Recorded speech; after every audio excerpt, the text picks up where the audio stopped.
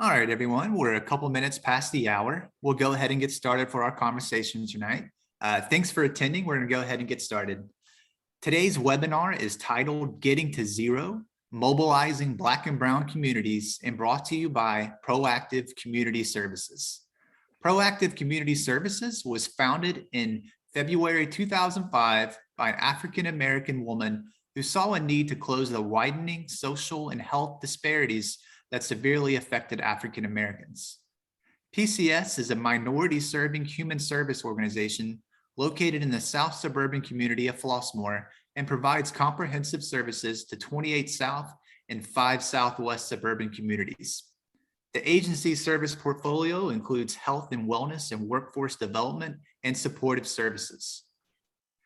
During this webinar, PCS invites faith leaders, community advocates, and other individuals interested in reducing the rate of HIV, STI, and other communicable diseases in Black and Brown communities to join this conversation facilitated by Al Forbes, MBA, and Minister Oliver W. Patton Jr., MSP.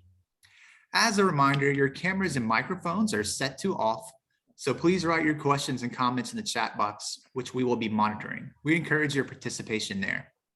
Finally, as a disclaimer, the views and opinions expressed in our discussion are those of the presenters and do not necessarily reflect the official policy or position of Proactive Community Services. And with that said, I am going to kick it over to Al Forbes to introduce himself and get us started. Good evening. This is a great day for PCS as we start these community conversations. First of all, happy Cinco de Mayo. And for those in the group who are mothers, happy early Mother's Day. So we are so happy to have you with us. For those of you who may or may not know me, my name is Al Forbes. I'm a consultant working with PCS. This particular conversation is unscripted. This entire night will be unscripted when we don't have an agenda or script. We're here really to have a real talk, one-on-one conversation with community and to have you tell us what you think about HIV/AIDS and ending the epidemic and really getting into a conversation. So with that, I'm gonna pop over to my co-host, the Minister Oliver W. Patton. Hello, everyone. Happy Cinco de Mayo. Good evening to all the mothers out there. Happy Mother's Day to you. And like Al said, I like this layout because it's unscripted. Sometimes when you have a script layout, you don't get the truthful answers that you need. So tonight we're looking for the truthful answers because it's unscripted. We're just having a conversation about something that should have been a conversation on the table for many years to come. And so I'm happy to be here this evening. I know Al is, and we're ready to get started. Thank you both for taking some time to introduce yourselves. I'm excited to have both of you. I wanted to start with a broad question. How do we get here and what is needed to end HIV? Al, I'll let you go first. So I think that when we look at HIV in Illinois and in the USA, the predominant number of people who are affected negatively are Black and Brown people. And I know the conversation can be about, what Black and Brown people are doing and not doing, but I think a lot of our issues will go back to basically slave mentality and to the underserved communities that are in the Illinois area and the South suburbs. And I think that we have to have that conversation, that honest conversation to understand the root cause. But before we wrap up tonight, I really want to move the conversation, move the needle from the root cause and talking about how, the disproportionate diseases that are in the Black community to start talking about how we move to the next stage, how we go from where we are now to getting to an end of this HIV epidemic and to address other endemics in our community. Because as many people on this call know, we have the highest rate of blood pressure, the highest rate of heart disease, the highest rate of anything that you can think of, except for money, that we have the highest rate in the Black and brown communities. And so we recognize that, but we want to figure out how we can move us to ending the HIV, STI, HCV syndemics that have been haunting us for a number of years now.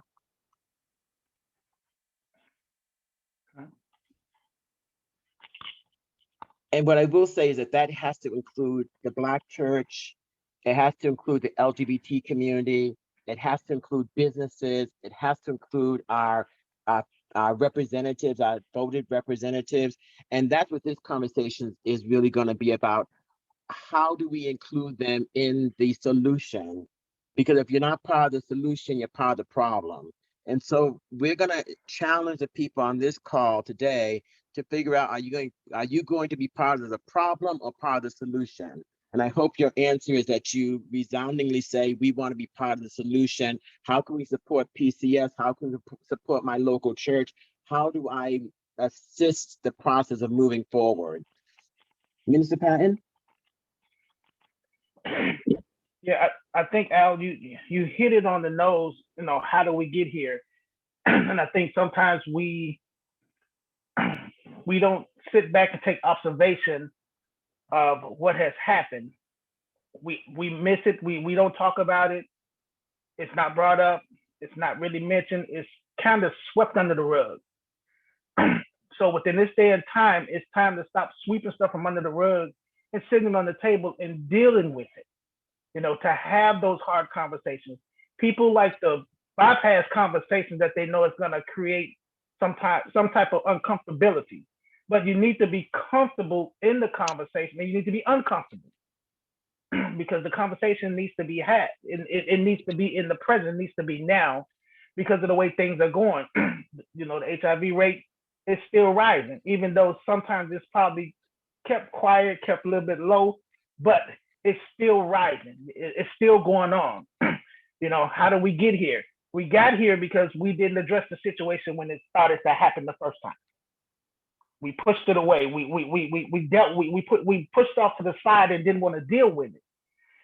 So now today things have gotten a little bit worse. Now we have to start dealing with these conversations. Have to start to happen. And Al, like you said, everybody has to be a part of it. If everybody's not a part of it, you're a part of the problem. So we all need to be a part of the solution. Everybody can play their part, put in their percentage of how do we get to zero. And that, like you said, that includes businessmen, that includes churches, that includes your community. You know, they came out, I think Hillary Clinton came out with the slogan, it takes a village to raise a child. Well, it takes everyone to get to zero with AIDS. One person can't do it. One sector can't do it. One culture cannot do it. Everybody has to do it because it affects everyone. It affects the Black and brown a little bit more, but everybody needs to be a part of it. Everybody needs to have their hand in it on a solution, because if you think about people that have ideas and good ideas for solutions, but don't say anything, they're sitting on it and just more of the problem than anybody else. Yeah, one of the things I want to point out is that this conversation came to a head, so to speak, because of COVID. Because under the COVID pandemic, people became surprised that Black people weren't stepping up to get vaccinated. They were surprised that Black people were being had higher numbers. And those of us in community were like, we've always had higher numbers for any disease. And we're not stepping up, and many people were not stepping up because of the mistreatment of the medical and research communities on Black and brown bodies. And many of those things were documented, that, you know, the experiments they did on us, not just Tuskegee, but the number of experiments that were done on Black and brown bodies. And as I've done my research, there is such thing as an intergenerational trauma. So even though we did not experience the trauma of slavery, that trauma has been passed to our people through the generations. Even though we didn't experience the experimentations that were done at Tuskegee, that trauma has been passed to us through the generations of people like, for example, my mother saying, I'm not going to go to the doctor because they just want to experiment on me and figure out why I'm living as long as I'm living. And I'm sure many of us have heard that from other people, that they don't want to be experimented on. They're concerned about taking medication because they don't know what this medication came from. So I think a lot of those issues permeate our community, and they cause us to step back from getting into treatment and care. And that has to be acknowledged by the system, the medical system, the research system, before we can go forward. So acting as if, well, we didn't do it, therefore it's not a problem, does not answer the question. It's like slavery when, when people today say, well, I didn't own slaves, so it's not my issue. But everything you did was built on the backs of slaves. Everything you did was taking away from the Native Americans who were here. You took their land, you brought us in as slaves. All that led to where America is now. So if you want to own the glory of where America is now, then you have to own the shame of how we got to where we are now as America. So I think that unfortunately we want to silo those conversations and compartmentalize those conversations and say, well, we're only going to deal with going forward. We've already had a Black president and now we're moving forward. And I call BS on that notion, because you haven't dealt with the pain that was caused prior to the Black president, prior to where we are now. And I think we have to own that past before we can look forward. That Sankofa idea, we have to look back to look as we move forward. Well said. We had a comment from the chat from Pierre Evans. Thank you for attending, Pierre. And he wrote, yes, sir, with a lot of exclamation points. So clearly you're having an impact there. Gloria Harden also has a question for Minister Patton. She wrote, when you say we pushed it aside, are you talking specifically about the Black community, i.e. the Black church? And that question is in the chat, Minister. In the sense, yes, because the Black church is supposed to be a place of spirituality and healing, but it's also supposed to be a place of teaching, of education. So if you have Black churches now that are doing a lot of things, a lot of stuff that's going on, they teach you that you have to come to Sunday school. You have to learn about Jesus. You have to come to Sunday school to learn.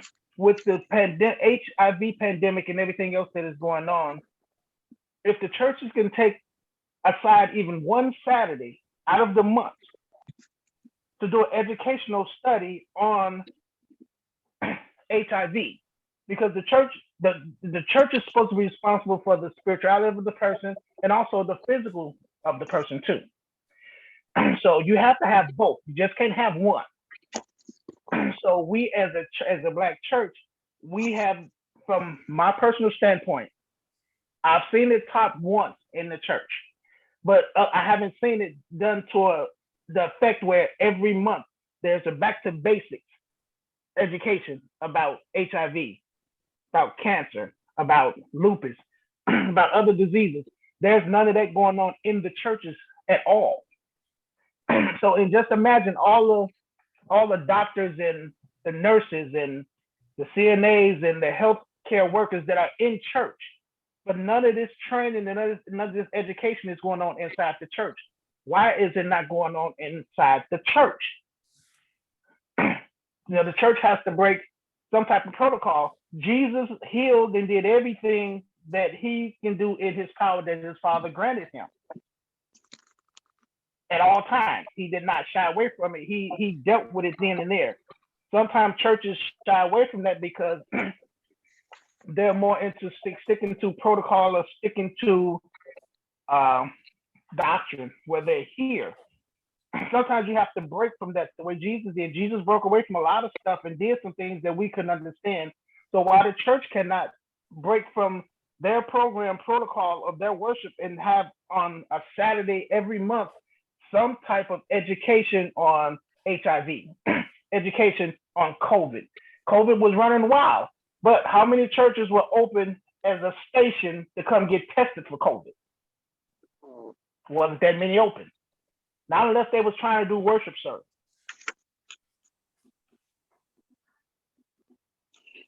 Yeah, I think that one of the things when we talk about the church, I don't want to vilify the church as the only body that isn't responding, but it is the backbone of our Black community, and I think Black and Brown community. And the response of some churches has traditionally been hate the sin, love the sinner. And it when you do that, when you say that, it makes people who might be transactional sex workers, people who may be LGBTQ, feel like I'm not really welcome in this temple of God. I'm not really accepted in this temple of God. And and I'm not saying that we should have people coming into the church and doing things that, that are not in accordance with the church, but the church was really set up and built, as you mentioned, with Jesus Christ. He brought the sinners in because he knew they were the ones that needed the message. They were the ones that needed salvation. They were the ones that did not need judgment. As he said, ye without sin cast the first stone. But we find oftentimes in the church that we're casting stones and boulders and whole mountains sometimes at people. And we need to really call out that behavior to say, if you want people to come in, then you need to take away the judgment. Because as I understand biblically, there's only one judge, and that That's judge right. is not here on earth. So why do we feel a need to step in God's place and judge other people when we can barely take care of our own lives and our own challenges and our own situations?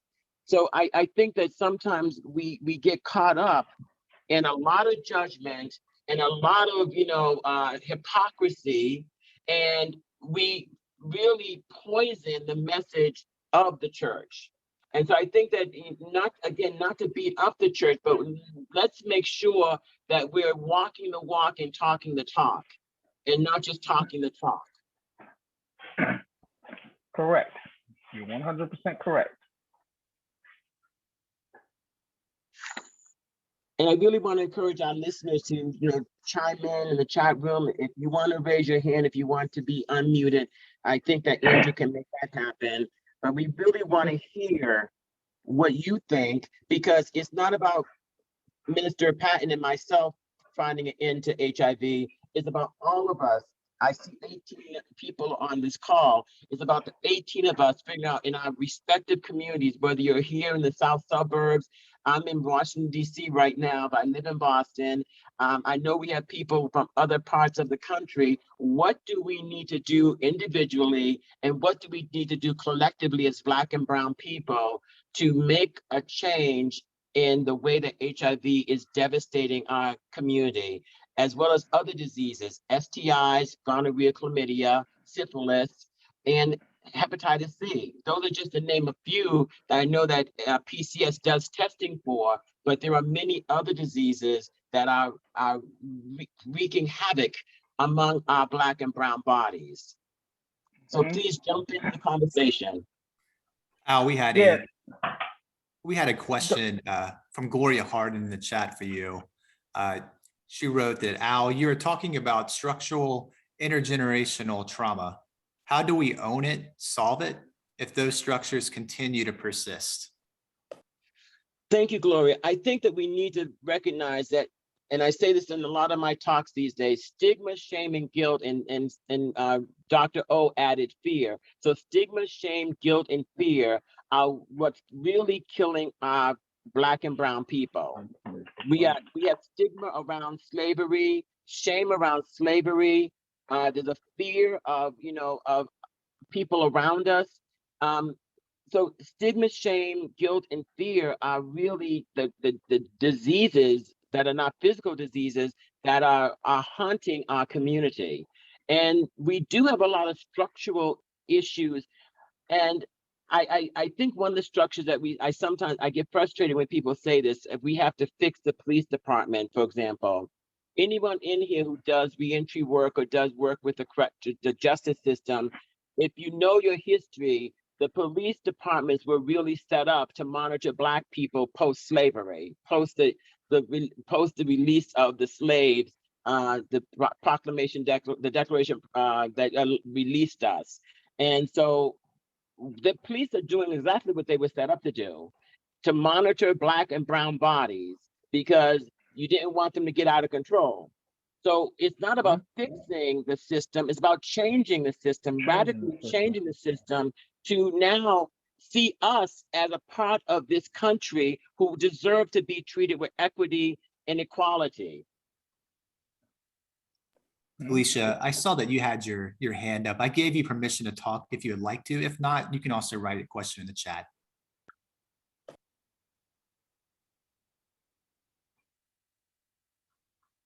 Michaela replied with some clap emojis during that, Al, in the chat. That's fine, Talisha, no problem at all. Yeah, I think it's really knowing our history. And I will say this, and I encourage everyone in this room who's hearing me today, come here to Washington, D.C., where I am right now, and go to the African American Museum. Take the time to go to Tulsa, Oklahoma, and see and witness for yourself what was done to our Black and brown ancestors.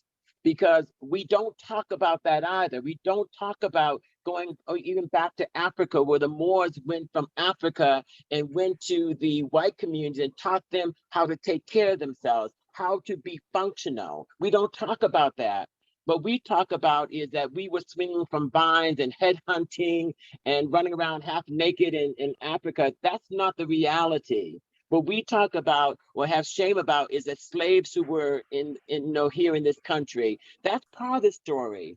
But if you look at Tulsa, even back 100 years ago, they were billionaires. They were Black people who were doing quite well for themselves and highly successful. We don't tell those stories. And we've got to move away from the narrative that we all came from slave backgrounds. We didn't. Many of us came from royal backgrounds in Africa, where we were kings and queens and princes and princesses. And we need to own that, not to own the narrative of, oh, well, you were all poor Black people. We rescued you from Africa, and we are giving you Social Security or welfare, and we're helping you out. Let's tell the whole story from the Rudy to the Tootie, and not just the part that makes us look less than in the white culture or the Caucasian culture look like they did us a favor and they're the saviors. We need to get our history correct. And that, I think, is the beginning of letting go of some of this stigma, shame, and guilt and fear that we might have. Yeah, Al, you are so right. Once we get into learning and being able to talk about everything that has happened, maybe that will help us to realize and not just admit, but acknowledge everything that has happened. If we get to the point where we can, I keep coming back and stressing education, because education is one thing that we kind of lack in this area. Like you said, Al, we don't hear the whole story. We only hear what they want to tell us. We need to hear the whole full story about everything. So like the generation now can have a better understanding of what happened then. Yeah, and that's the critical thing is knowing our history, knowing the truth of our roots. And I know many of people on the call may recall when Alex Haley did the show Roots, how many of us were glued to that TV set looking at those stories of strong Black African who came to this country. I tell the young people today, if you are here in this country, there was someone who came from Africa, more than likely, who had to go through something for you to be here now. Because people who were weak did not survive.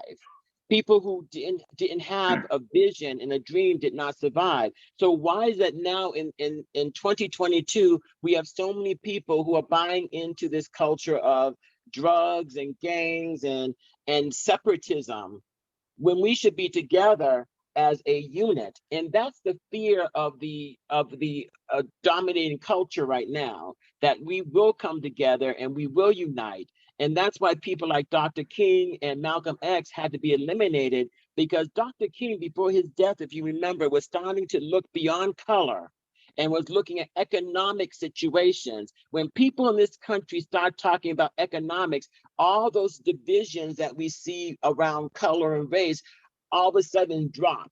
When you look at a poor white person, a poor Jewish person, a poor Black person, a poor Puerto Rican, a poor Native American, the one thing we can all look at is that we are poor. How are we going to fix it? And that's the threat to the current system, is that the 99% will rise up and say, this is enough. I can't buy a house without going into the deal with $750,000 to $1 million. I can't buy a house. What kind of economy is that? When you're looking at gas prices at $5 and $6 a gallon, what kind of economy is that? When we start talking economics, that's when the conversation shifts from race and racism to how do we change this? And that's the conversation that is not desired by the structure, by the system. When we talk about equity in the court system, that's not something that's being promoted, because we know that there's not equity for people who are brown and Black. Look at some of the cases that we have out there right now. You'll see that. We've had a lot of engagement in the chat tonight. We really appreciate everyone for being active and participating in this. I saw Anton raise his hand. If you would like to talk, Anton, I've given you permission to unmute. If not, you can write your question in the chat too, if you'd like. Well, hi everyone, I'm Anton X. Thank you all for being here, and thank you also, Alfred. Oh my God, I just touched on everything, because I really wanted to ask the question about, like, outside of education, what other things can we like really refer to? And I think economics is something that's really, really powerful to talk about. You know, being in Phoenix, being in LA now, and seeing like the economic breakdown, right? And we always talk about, like, you know, access, right? Access is an economic thing. It's really something that's like an incentive, perhaps, you know. I don't know if you both want to kind of speak on that, like what that looks like to like give our community incentives, things of that nature. Okay. I think that one of the things you just said, I do want to address, is that access piece. And I think that what happens for us as Black people is that when we're given access, we're not necessarily given access to what we want or need, but we're giving access to what the majority of people want us to access. And that becomes a challenge. And I think that, you know, the incentive piece, we do want to look at how do we incentivize people to take and empower themselves and take control of their lives. And it does circle back again to education, because how many people of color are not reading and writing at the level of their lived years? And how do we change those dynamics until we at least acknowledge them and say, what will we do? This is where, in my opinion, and this just, again, not a PCS thing, but just an Al Forbes thing, this is where the Black Panthers, I think, had the messaging right. They were all about education, making sure that that we had access to education. They were about making sure that the communities had food and would be fed. So when you look at Maslow's hierarchy of need, you recognize that if you don't have the basics, if you don't have food, if you don't have shelter, if you don't have those basics, it's hard to climb up a scale. It's hard to make, you know, to be somebody when you don't have the basics to make yourself into somebody. And Al, to piggyback off what you just said, and looking at that access that Antoine was talking about, when we get that access is controlled.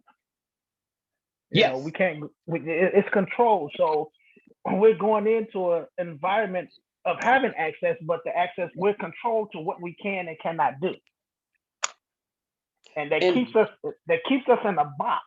And sometimes trying to get out of that box is hard, because when you have access, but your access is controlled, which way do you go from there? Because sometimes you want to jump outside of that box, because, you know, with the access, okay, you're going to control this access that I have, but I know that I can do more. I can do this. You know, this can, you know, we can hightail and bring this in when you just off back, coming back to the education. You know, all that access that we can have and better prepare ourselves for things, but we can't do that because we're controlled with the access that we have. That is a real critical point that you make, because when I think about it, we talk about access, and when I write a grant, and some of you know I'm a grant writer, we talk about medical, psychosocial, and essential services. And access to medical typically can sometimes mean you have access, but your bill's going to come back to you, and you're going to owe, out of that surgery you had, you're going to owe $20,000. So the access can sometimes lead to your demise down the road when you start getting these medical bills, because you had some payment, but now in order for you to get health care, the health care you needed, you now have incurred a huge bill that you can't pay. So is that beneficial to you at the end of the day, to be walking around with a potential lien on your home, with not having a bill that's hanging over your head? So we really want to be able to look at, how do we work with a system that wasn't built for us or by us? And that becomes part of the question when we really break it down to talk about, how do we end the HIV epidemic? Because HIV epidemic is not the first trauma that we as Black and brown people have experienced. Right. By any means. I Got mean, years of lynchings. We finally have a bill that says it's not legal to lynch people anymore. Some thousands of people later who were lynched, sometimes for no reason. So, you know, and I think some people applauded that the bill was out there. But if you know the history of, you know, white people going to a picnic and then finding a Black person to hang on the tree at the picnic, and then taking photos and making postcards and sending their family around the country, or then dissecting the body parts and saving body parts or sending body parts, it's the history is horrific. But until we know our history and deal with it, we're not going to move beyond. We had a number of different comments and questions come in throughout the chat. We had a pair of comments from Talisha I thought were very good. She wrote that we actually don't fully talk about our history, and even our ancestors that were from here, we all didn't come from slavery. Some of our ancestors told us enriching elements of our history which directly contradict what is in the history books. But since we had institutionalized education, we got away from our true history, which is real American history. I thought that was an insightful comment. We also had a couple other questions too. Gloria had asked Al, but what do we do to break down these structures, begin knowing our history?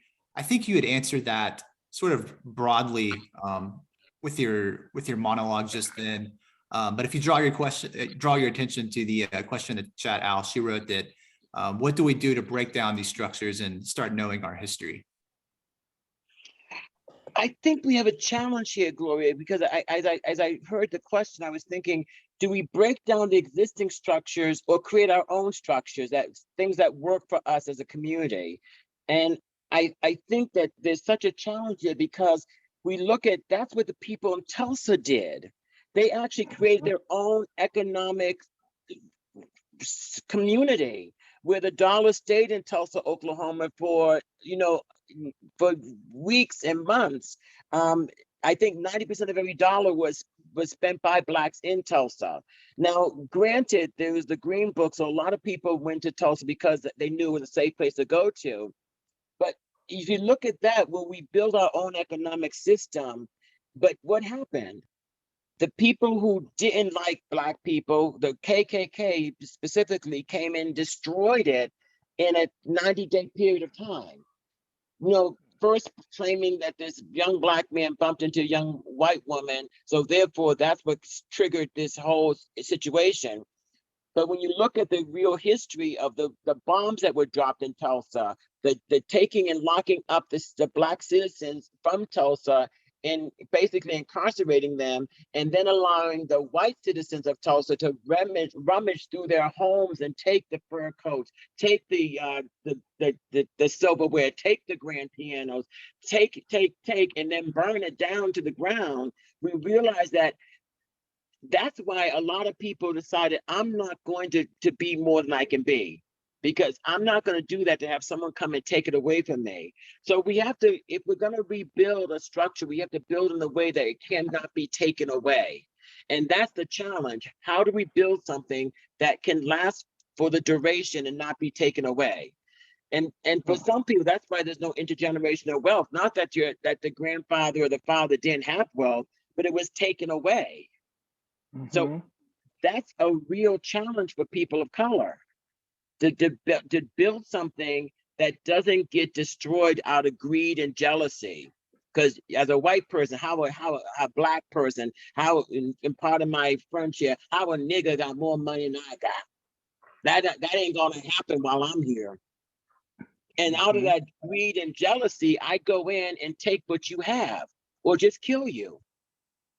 How do we avoid that happening if we're not going to stand together and operate as a unit that says what we build, we're going to stand by, and we're going to stand for each other and stand with each other? The division in our communities is what allows the system to continue to perpetrate on us and to keep us down. And Al, you hit it on the point right there, the division in the community. Just imagine if we all was united on everything. You know, with the mindset of going in, knowing that, like you just said, if we build our own, if we're building it for ourselves on our own, where nobody can come in and take it from us, you know, the mindset, everybody needs to have that mindset of, we're gonna build our own, we're gonna build our own, we're gonna build our own, we're gonna make it work, instead of building it and somebody get jealous and somebody wants to take over, somebody wants to take full control. Everybody has the same agenda in their mindset. We're building to have our own, instead of building and let somebody come in and take it. And I'm like you for in certain instances, Al, I'm not gonna build something and then let somebody come in and take it from me. Yeah, and I've seen some comments in the chat room that they're coming. And just so you know, some if you want to make sure everyone gets a comment, make sure you hit the everyone button. They're coming to some of the hosting right now. But I am reading the 5 dysfunctions of a team. The first dysfunction is a lack of trust. And I must say that oftentimes in our communities there is a lack of trust. And that's a downfall. The other downfall I see is that we segment people. So we have, you know, we say to the heteronormative person, well, those people over there, they're part of the LGBT community. They're not really part of us. Oh, those people over there, they were members of gangs. They're not really part of us. Oh, those people over there, they're sex workers. They're not really part of us. Those people over there, they're selling dope and stuff. They're not really part of us. When you start taking a hold that is only about 13% of the country's numbers, and you start dividing up that whole, you can't be surprised when the people who are left have no power or limited power. Well said. We have a number of different questions and comments in the chat. I'm going to start to read through. Al made a point too. If you would like to share your message for everyone to see it, if you click on the to button and change the option to everyone, that everyone can see it. Otherwise, it'll just go to Al and myself. But I am monitoring, so regardless of what you've done, I've seen it. So I'm just going to kind of go through some of these comments. Roberta wrote that, so true, Gloria and Talisha. If we can't be united, we can't bring about the changes that need to take place. Talisha wrote, we have enough resources to build our own, but we are not on one accord. Anton wrote that this is an amazing conversation. What ideals can all melanated people agree on? I'll save that question for a little bit later. Gloria wrote that sometimes our greed and jealousy kill each other. Talisha, we as a people have to take some accountability, and that has been hard for us to do. We don't even embrace each other for our differences. Gloria had wrote, preach, build your own. And that also tied into what Minister Patton was saying as well. Talisha wrote, we don't recognize our power as a people and that we carry so much weight into the economy. And we are so scattered in how we deal with each other that we can't gain the momentum needed to control our access. So some very good stuff too. Also had a a question from Ron too, I wanted to pose to Minister Patton. So would this start in the schools and churches or in any learning institution? And this was a question from Ron. To answer Ron's question, Yes. I would say schools, but schools it's hard trying to get in and be a part of their curriculum because they're so strict in what they set up. But I believe that it would start in churches and any other learning institution, a library, just a regular library, somebody holding classes at a library. Churches, a lot of times when we're looking at the history of us Blacks not being told, sometimes we have to look at, and you might have somebody in your family that's in your household that have experienced slavery, that has been through that and has worked through it, has been through that and worked and understand and can educate you. There's a lady that used to be a part of a church with us, and I don't know if she's still alive, but everything that she had back in the day, like the washboard, the iron, those type of things, a lot of youth and children, people today don't know anything about that from what they struggled back in those days. So any type of history that we can learn, it can be taught at churches, libraries, community centers. What happened to sometimes where people would usually get together at each other's houses and just, have education, just that the family members are teaching them something. I have a saying that I use with a lot of youth that I have that volunteer with me. You'll be surprised that if you sit down with an advanced folk or an adult, older an adult, all the wisdom and knowledge you can learn from them from past history up until now, because they didn't live all of that. So some of them look at it and say, well, the stories they tell, how do we know that they're not true? They live some of that stuff. So when you listen to them, they're teaching you, and sometimes you don't even know that they're teaching you because of the story they're telling you. There's a purpose behind the story they're telling you, because you're probably walking into a situation that you don't understand, but they're trying to give you advice by telling you this story ahead of time, so hopefully you can grasp it. But I believe that any institution that you can get into a learning phase, that people are willing to come and learn and acknowledge everything from the past up until now, it should be done. It should not be pushed away. A lot of people push a lot of educational stuff away. If they're not going to school to get a degree, they don't want to go to school for anything. There's colleges now that are giving away, doing free classes on certain issues. I know one school was doing free classes on Black history, learning more than just about Malcolm X, Martin Luther King, Rosa Parks. They was hosting this whole class for a whole semester, and they had 3 people that turned out for the class. But this is the free class they're offering. So I think anywhere learning and education can be taught, it should be taught, not just in the school system, because like I said, school system, you're gonna have a hard time getting in because of the curriculum that they have, which is already scripted, which is already set. And sometimes in that setting, you don't get all of the learning and history that we need because the books don't teach us everything. And I think when we think of churches, what if we went back to the churches of the slave days? Because I think back then, not all churches, because some of the churches the ministers were brought in by the white slave owner in order to placate the Black slaves and tell them, don't fight your master, because that's God's decision that we should be slaves and we should not be out there doing anything. Don't be disobedient. That goes against the Bible. So there were those Black ministers who were brought in and paid to give a lot of nonsense during the Sunday worship. But the churches really, in many ways, were the radical organizations back in the days of slavery.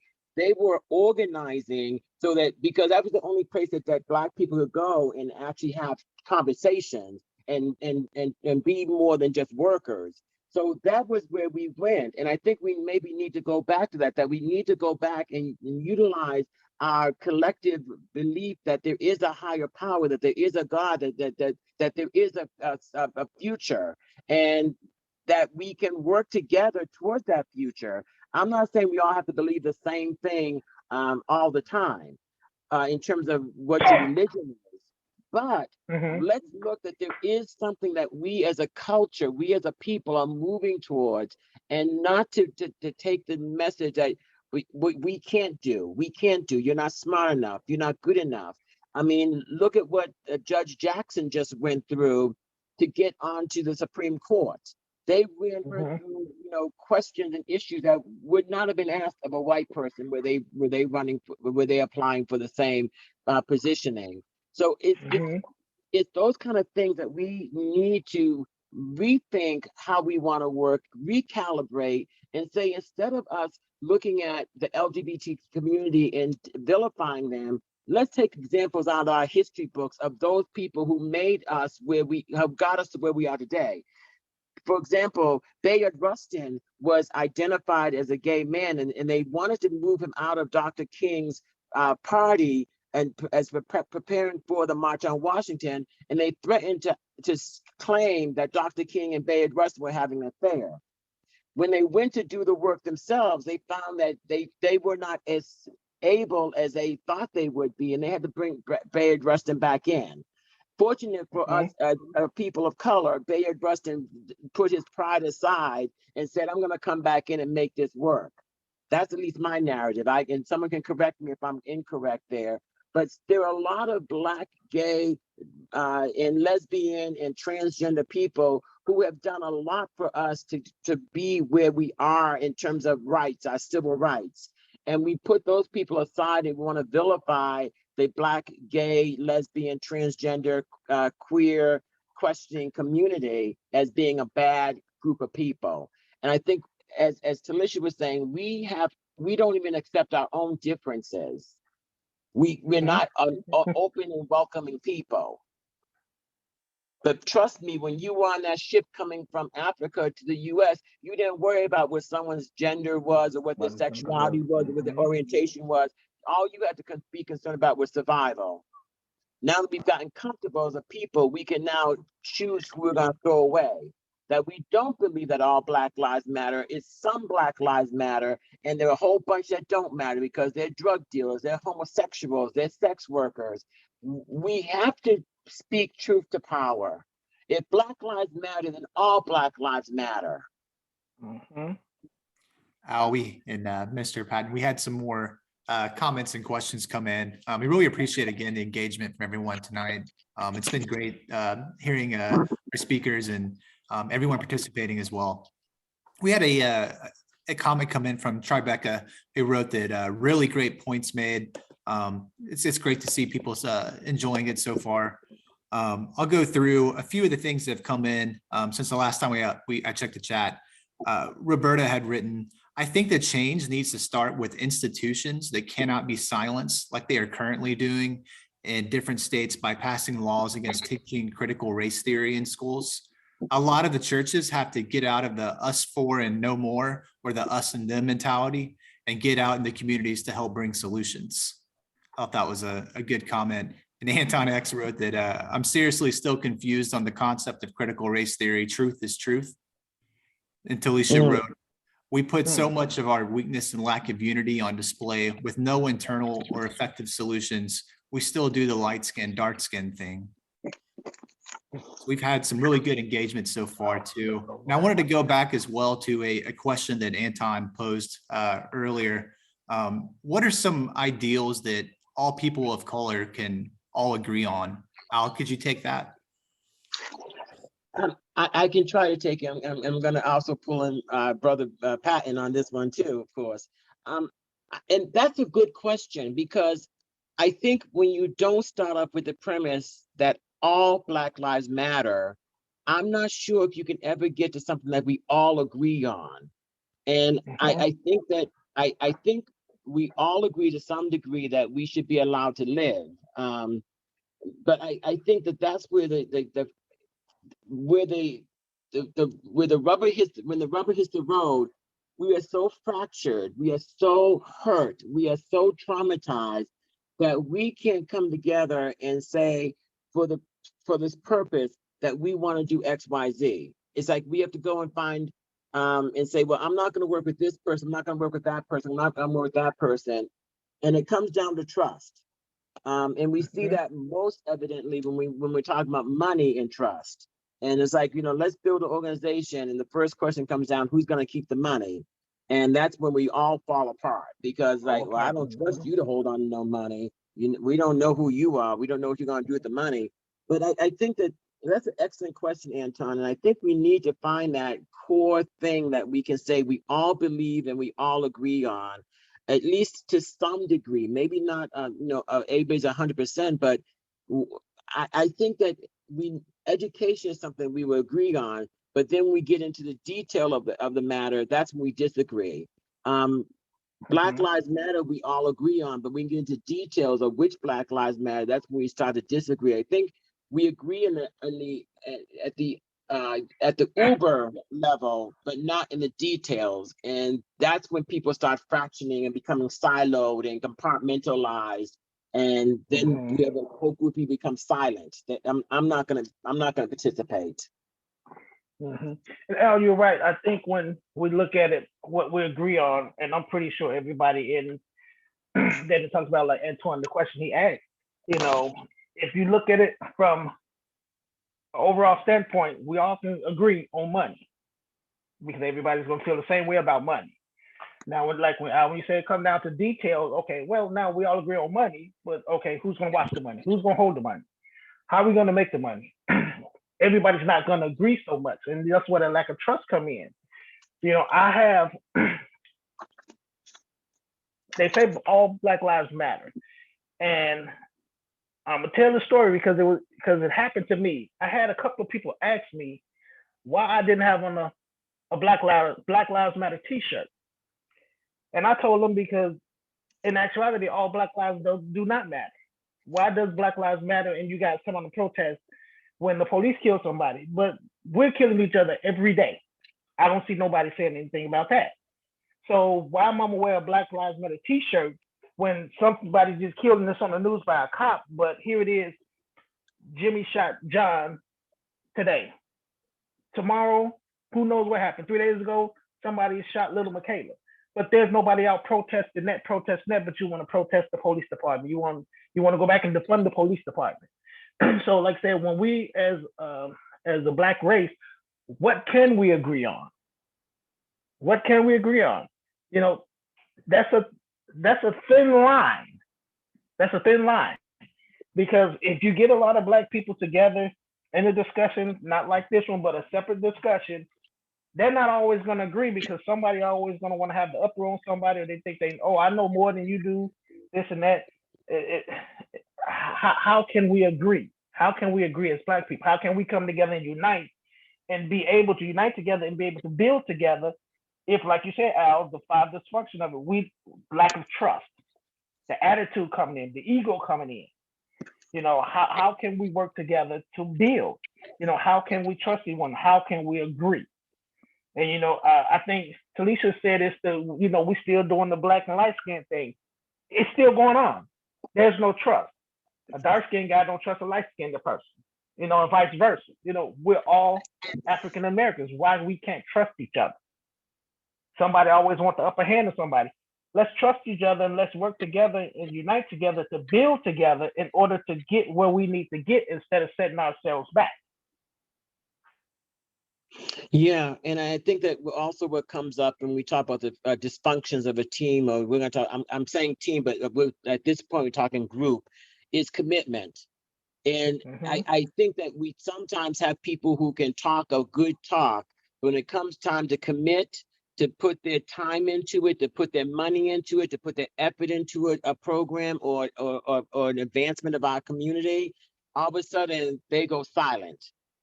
And we need to be able to say, because I think one of the things that happened that back in the 60s, that people were committed and other people saw them being gunned down. So some people felt like I didn't sign up for that. But there's always going to have to be that sacrificial person for us to make any kind of movement. And I'm not saying that we should all be out there ready to be gunned down, but once we make our commitment, are we following through on that commitment? Or are we having the conversation about the conversation and never making the movements to implement the change, to implement the solution? And we've had these conversations about the conversation for way too long. And I know that these conversations that we're having tonight are difficult because I'm not speaking on behalf of anybody else but myself. And I do encourage other people to put opposing opinions out there, or to correct my rhetoric. But I think at the end of the day, there needs to come a reckoning of how many people on this call are committed to change within the Black communities in the South suburbs or wherever you may reside. I know people are on the call outside of the South suburbs, but wherever you may reside, how many people are truly committed to change? Or is it just convenient during the daytime? But at night, when you go home, it's like, I'm done. I put my 8 hours in at work to talk about change, and now I'm going to go home and relax. Mm-hmm. You're right, Alan. That's that like I said, there's lack of commitment. If you're going to make that change, continue to make that change whether you're at work or not. Don't stop. Continue. When when people say they're going to do something, a commitment, you're expecting them to follow through the commitment. And sometimes we as people will start a commitment and we'll break away from it. Or let me rephrase that. We'll make a promise and we'll break that promise. Mm-hmm. Because it's a promise. We break promises all the time. Okay, I apologize for it. But I believe sometimes when you're dealing with a commitment, that commitment is something that you should stand by. Something that you should drive and strive for every day. That commitment. Like you said, don't be one way 8 hours and then the next 8 hours you MIA, you miss. No, you be that way all the way around. I have a saying, people say, why you try to change a lot of things in people. I said, well, I don't do that. I said, in order for me to realize things, I have to make the change within myself, because once I make the change within myself, everything around me will change. So if I'm still the same, nothing is changing. So I'm gonna make a change within myself, and hopefully the change that I make within inside creates the things around me to change because they see me changing. So now my environment changes a little bit. So when we're looking at each other and doing things, that commitment, we have to stick to that commitment. We have to stick to that commitment. I give a lot of these nonprofit organizations a lot of praise because they stick to their commitment of what they're going to do, mission and their vision, and do it for so many years. And the funding is not there for them, but that passion they have in their heart, that commitment, they're constantly doing it day and night. It never stops. Yeah, and I think that we've seen organizations that when they sway away from their commitment to their mission and their vision, and they start becoming about the money to keep the organization going, then it no longer is about the Black and brown community. It's about how do we keep our employees with salaries? How do we make sure that we have enough money to keep the doors of the organization open? So now it's no longer about how do we help the Black community to rise up and to elevate. And that's what we should be doing, is how are we elevating? How are we raising our game to that we can be better and we can get better and continue to grow and become better people. We're sometimes so committed to just day-to-day living that we can't see a future. And that's a challenge. When you can't see a future for yourself or your community, that becomes a challenge in and of itself. I'm just trying to get through this day. God help me. That's all I care about right now. I'm not concerned about 20 years from now. We've had some really good engagement in the last 10 minutes or so in the chat. I'm going to read through some of these comments. If our speakers would like to get a drink of water or something like that too, when I do that, feel free. Talisha wrote that the Atlantic slave trade did not happen the way it's defined in history. We have revisionist history to manipulate us into believing much of the history we are taught is true, but it's not. A lot of trauma is caused by your own people and families. Gloria wrote that even if Black people could agree to compromise, that would be a great starting point, right? Gloria continued, Pastor, what you're talking about is intergenerational. Talisha wrote, some of our education needs to be unconventional, unorthodox, and tailored specific to us, like many other nationalities and people do for their own. Gloria continued, intergenerational hate for ourselves, that is.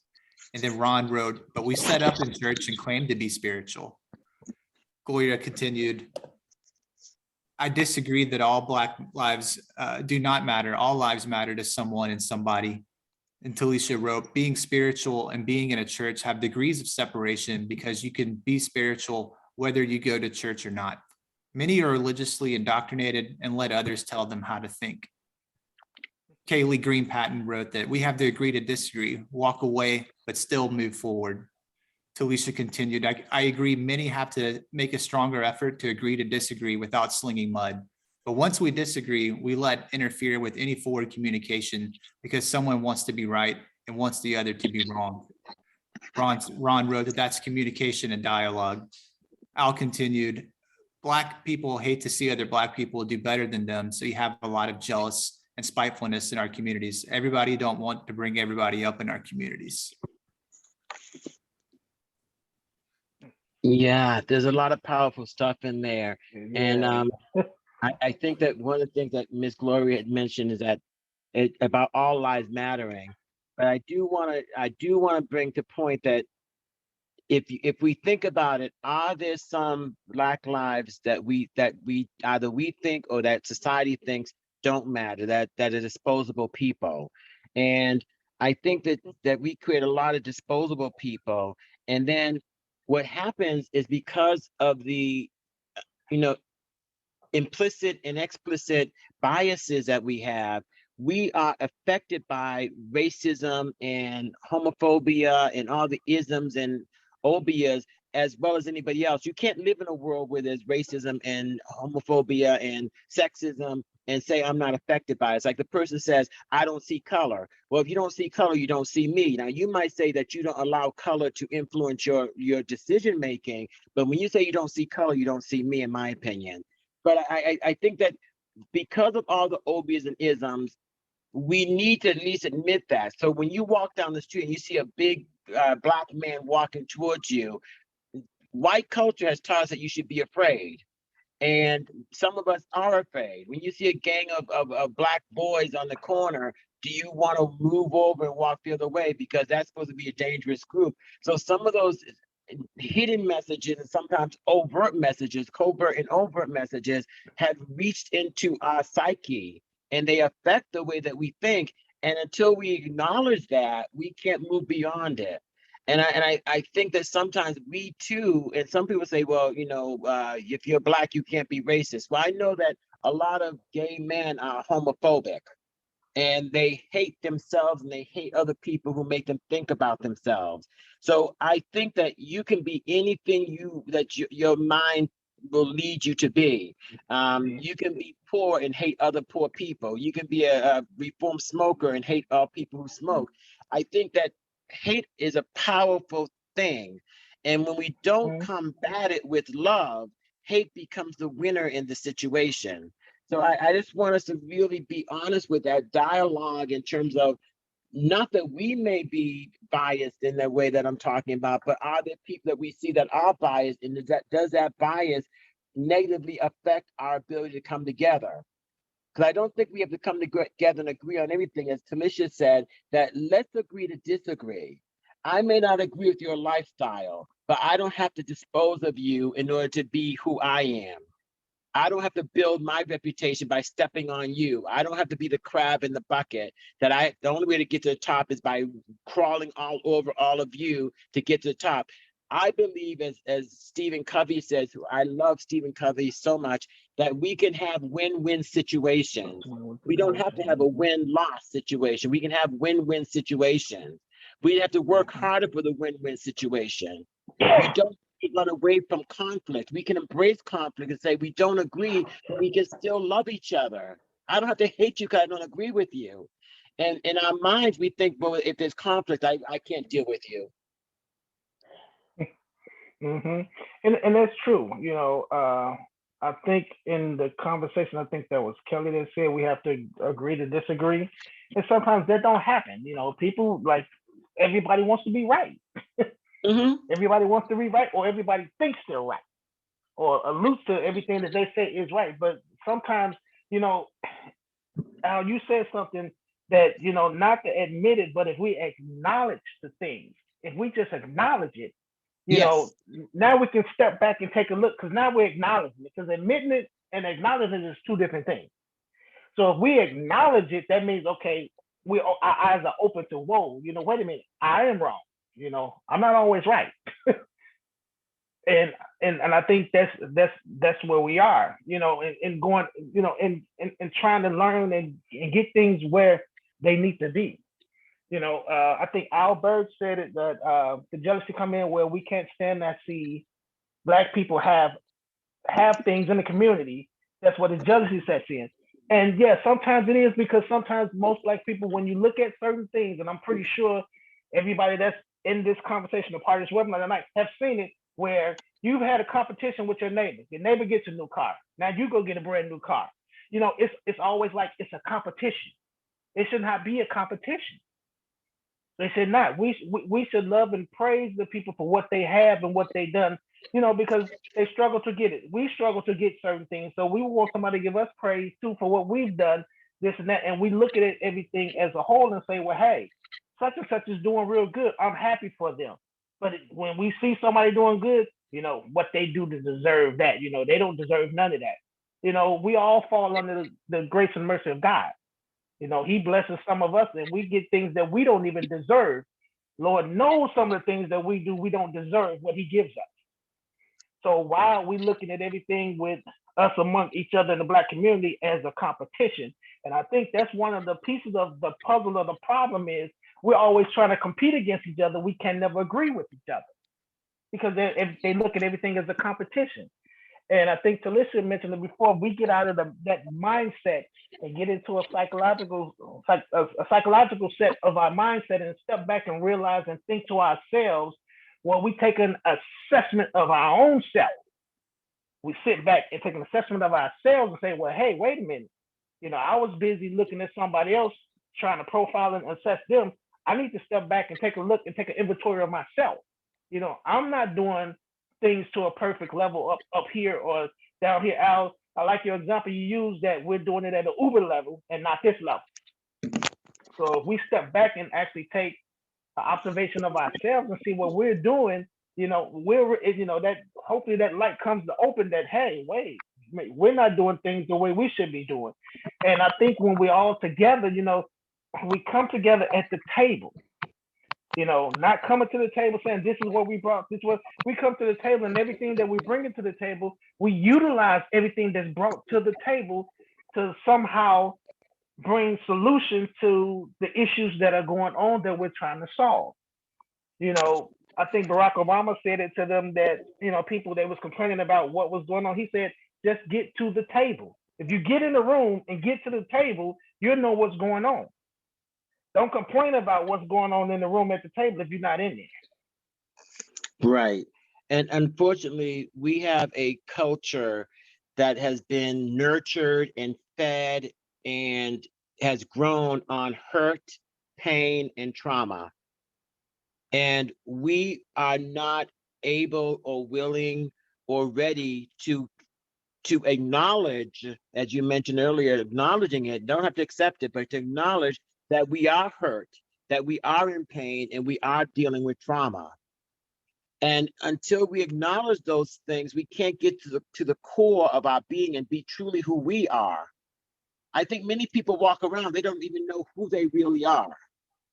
They become who they were told they should be, and all that kind of stuff. But do we really know who we are at our core being? Are we being authentic people? And so if we can't be authentic with ourselves, how are we going to be authentic with other people around us? And if we can't be authentic with ourselves or other people around us, how are we going to work and make commitments to people that we don't know who they are, we don't know who I am? And how am I supposed to trust you if I can't even trust myself? It goes to the core of when hurt people, people in pain create pain, and people who are in trauma are in the midst of that trauma, rotating on that trauma, keeps them going. I do mentoring for young Black, and I told them one day, one of my sons told me, my life is going well right now because he was out of trauma, but he said, I don't know what to do now. I've always had drama in my life. So what do I do now? There's no more drama. And it's like, you live for a change. You now get to live. Some people don't know what they would do if they didn't have drama and trauma around them 24/7. So they create it. Mm-hmm. So how can we take back our lives and take back the lives of our community and not find ourselves dependent upon other people to solve our problems?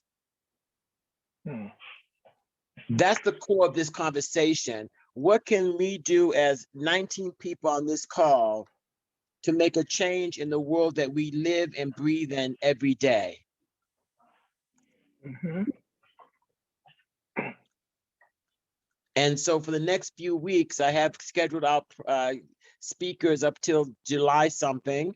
And then the information, July 21st is the last speaker I have set up. But we want you to engage with us between now and July 21st on these different topics with different speakers coming from different perspectives. We're going to have people who are trans women. We're going to have LGBT, we're going to have MSM or gay men. We're going to have people who are formerly incarcerated. We're going to have people who are dealing with homeless situations. Next week, we have our faith leaders who will be with us. So for the next few weeks, I hope you can commit to join us in these conversations, because I think they're going to be powerful. And I think they're going to be life-changing for some people. But at the end of the day, the question is, I did this training, and Pierre was in my training, and I said to people, if you want to change, 3 things are necessary. You have to go to war with your situation. And war is, you have to have the willingness to change, the ability to change, and the readiness to change. And so if you don't have the willingness to make a change today, to change HIV, if you don't have the ability to make a change today, if you don't have the readiness to make a change today, no change will be made. We just got to keep talking about what needs to be done. We're going to keep talking about what other people should do. And the question becomes, what am I going to do to make a change today? I don't need to call Gloria Hardin at PCS and tell her what she needs to do to stop HIV in the South suburbs. I need to call and say, what can we do together to make a change? That's all right. So I am calling out Pastor Pat and Mr. Patton to say, next week we're going to talk more about it, but what is the church willing to do to help to facilitate the change? And how can the church be a critical player in us getting to where we need to be if our community is going to survive and thrive? Because we can't just survive. We need to be thriving.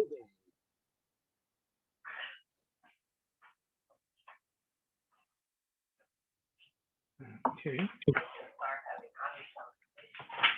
Yeah, I think that the church can be a big part of that is by having honest conversations from the beginning. The church, you got to have those honest conversations. You can't sugarcoat a lot of things. I think the example I can use is you have in the churches now where you have preachers that give that feel good sermon. I was taught and raised that if a preacher is preaching a sermon and it does not get on your nerves and does not bother you, he has not done his job. So we have a lot of those, I guess you could say, prima donna preachers now, where they are preaching about living your season, this and that, and the worship of going here, there. But a sermon of preachers is supposed to touch you. It's supposed to make you feel something that, okay, he's preaching, he's talking directly to me. And nowadays you don't get that. You get that feel good sermon. They want everybody to shout this and that, but everybody's not shouting. I think it was mentioned earlier that everybody that sits in the church is not in the church and is not spiritual. That is true. That is true. You have some preachers that stand in that pulpit that are not spiritual. They're just there to get a paycheck. If we can be honest, let's open that door. Truth has to be said truth-wise, what the church can do, that honest conversation. If most pastors start looking at the church as being a place where we're there to help, we're there to help the congregation, we're there to help the community, we're there to do this and that, and not just thinking that we're going to just come on Sunday, preach a sermon, and get a paycheck, that'll change a whole lot. It'll change a whole lot. I know some preachers and pastors that had pastor churches and never even took a salary. It was all about the church in the community. They was always out in the community, always out in the community. One thing I use expression is, if you think of the life of Jesus and what Jesus done, Jesus never really preached inside the four walls of the church. He was always on the outside. He was always in the community. So if the church is really looking and paying attention, why the churches are not doing what Jesus is doing? He's on the outside of the four walls preaching. You know, I have a saying for myself. If I'm in the church, I'm not bringing nobody in the church, because there's more hell inside the church of the four walls than it is on the outside. So I'm going to look at it from a standpoint, Jesus was out in the community. He was out doing work in the community. The church should be able to do that now. You know, you have some preachers and pastors show up on a Sunday morning, maybe a Wednesday Bible class. You don't see them no more throughout the week or anything. But then you have some old school preachers that are there and they're at the church every day. They're out there sitting in the chair in front of the church. Somebody coming along needs some help. That counseling conversation is going on. So the church plays a big role when it can have that honest and true conversation about what the church should be doing in the community. The churches should be out in the community doing whatever they can do, you know, not just sitting behind the four walls, because the ministry of Jesus and God is supposed to be spread throughout the land, outside the four walls. A church cannot really be a part of your community unless they outside of those four walls. You know, what is the church doing? Like I mentioned before, there's class, you can teach classes at the church on a Saturday. Certain churches you can hold if a church can hold a prayer breakfast where they can get everybody to pay to come out and pay for a breakfast dinner, and they're eating breakfast, but there's no praying going on, that's not a prayer breakfast. So a church should be able, once a month or twice a month, be able to have that open dialogue on the weekend where people just come out and sit at the church, hey, I have an issue. I need some help with this. I don't understand this. HIV is one of those that, you know, should be taught. That basics should be taught in the church. Don't judge them because of what they have. You deal with them and you work with them, and you try to give them counseling and give them direction on what to do, where to go. You can come here to the church as a safe haven, because this is just spiritual connection. A lot of people that have that spiritual connection in dealing with HIV, sometimes they shy away from the church. Why? Because the church members are going to judge them, which shouldn't be. Yeah, I think that we need to move to a point of accountability.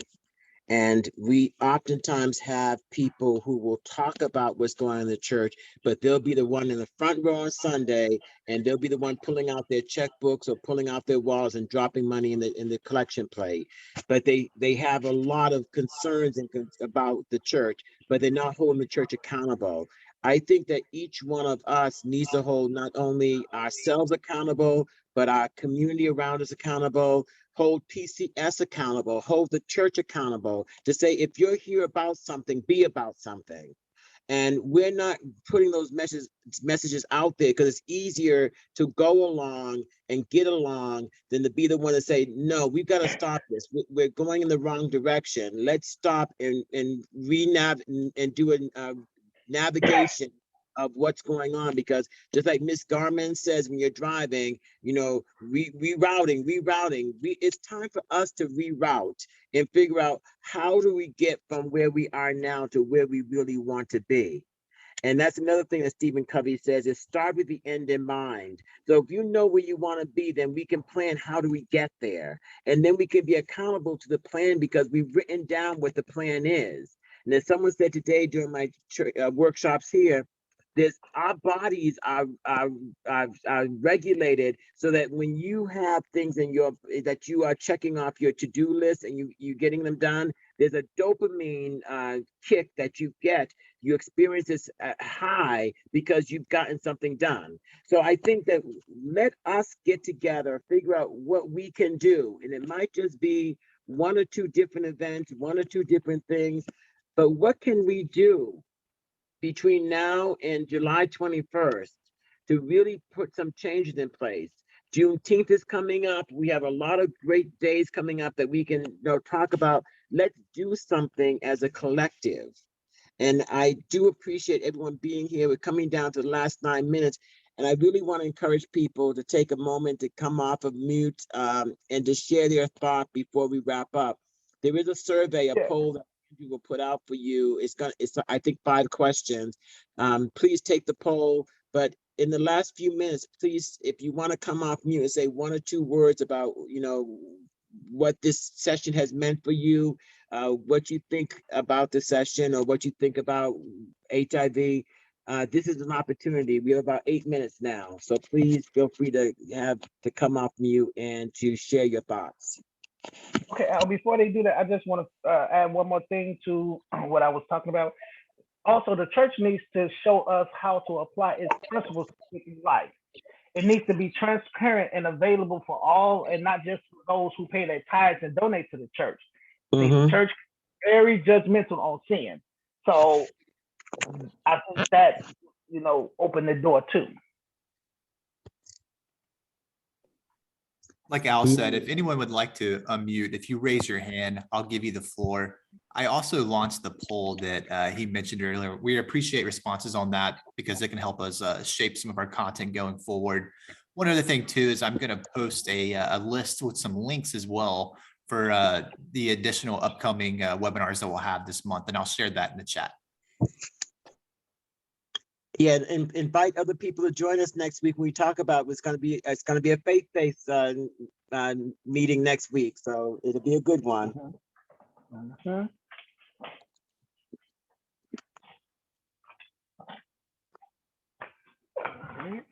And I do have Minister Muhammad joining us next week, and he's of the Muslim faith. He's a Christian Muslim, so he's going to bring a very different perspective, and I don't think you want to miss that. I've had some wonderful conversations with Minister Lionel Muhammad.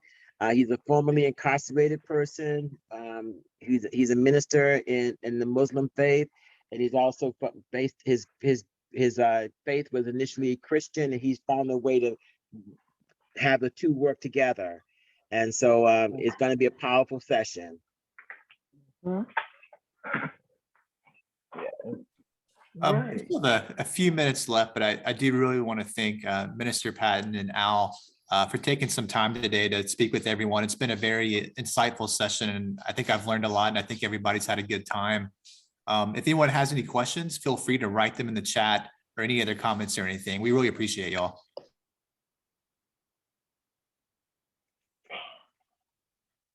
Yeah, I hope someone's been inspired to do something different and to think about how you're going to make a change. So if we did that for even one person, I feel that this has been a beneficial hour and a half.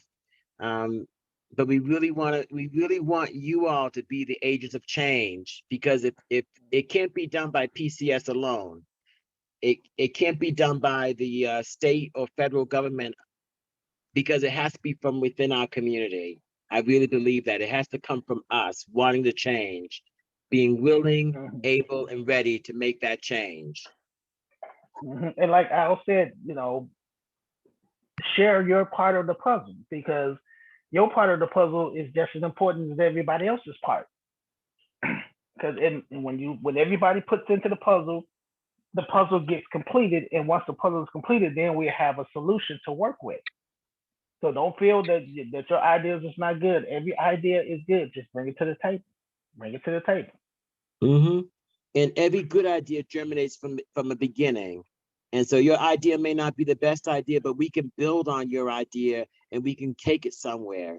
But when we don't have that initial idea, we don't have the impetus to create the solution.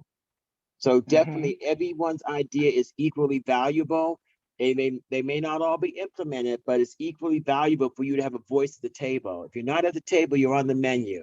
And we complain about being on the menu, but when we're given a chance to be at the table, we're too busy. I gotta go shopping. I gotta take care of the babies. I gotta go cook dinner. I've gotta go do this and that and the other thing. When we're given an opportunity, let's take it. And when we're not given an opportunity, let's make it. We can make our own opportunities. We as Black people have been resourceful We've forgotten some of those things, but we are resourceful people. We made it through from Africa to this country. We made it through years of slavery, and we can and will rise, but we have to do it intentionally. Mhm. All right, thanks again to our speakers. We had some more comments in the chat, just thanking our speakers and reiterating that they had a good time tonight. We really appreciate the turnout and the engagement that we've had for our first segment of this series. I'll allow just another few moments in case anybody's writing something in the chat, but we really appreciate everyone attending tonight. And thanks again to our speakers. Yes, peace and blessings to all of you who are in the sound of my voice. And again, wishing the mothers in the room a happy and blessed Mother's Day. We would not be here without our mothers. And we need to step up to be the kings and queens and princes and princesses that we were intended to be. And not to believe that the myth that God had turned away from us, so that we're the children of slaves. That was not God's intention. We know who we are, and we have to become those people again: kings and queens, princes and princes, and people who are leaders. We can do it. We can. Yeah. Right. All right, I'm going to wrap up. Thanks again to our speakers and for everyone. I hope you have a great Friday and a great weekend, as well as a happy Mother's Day to our mothers in attendance. We'll see y'all soon. Blessings. The blessings to everyone.